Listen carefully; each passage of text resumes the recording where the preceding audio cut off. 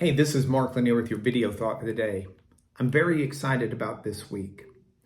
I'm excited about what I want to talk to you about, and it's my hope that you'll take these video messages and you will share them, because this is some of the very important things that I believe we don't talk about enough, especially in circles of faith. I want to talk about faith and science, but I want to do so with some very important current issues. I don't know how much you've been keeping up with the idea of artificial intelligence, or AI as it's called, but artificial intelligence is really growing by leaps and bounds.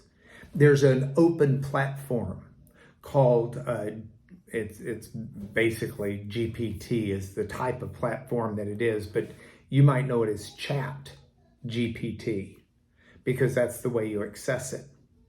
And it's actual computer algorithms that you can ask questions of. And these computer algorithms will scour the internet and assemble answers in a way that mimics human language.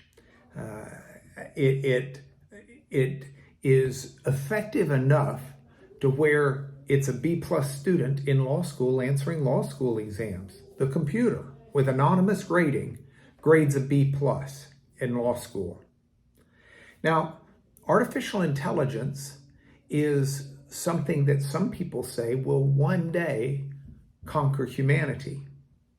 Some people say that artificial intelligence is maybe not going to conquer humanity, but it's at least a threat to humanity. And as a result, some people say we should leave it alone and no one should be dealing with artificial intelligence. Heaven forbid we make the Terminator movies a reality. I don't think that's the Christian response. And here I roll in Judaism with Christianity, because this is something they both share in a biblical approach. And I want to talk about it this week, but I want to do it within a framework of what the Bible teaches us about science. And so the key passage that we're going to be using this week while we talk about this is found in Genesis chapter 2. And in verse 15, God's created Adam and Eve. He's placed them in a garden, and he's given them responsibility.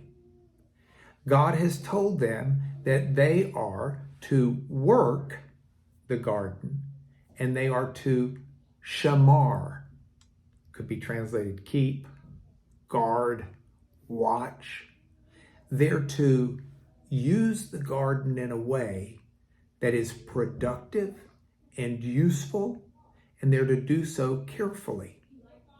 And I think that that is the first reference to science I find in the Bible in terms of the responsibility of humanity to use science, to use nature, to use the world and the natural laws of physics, to investigate, to think about, to watch, to study, and to do so toward a good purpose.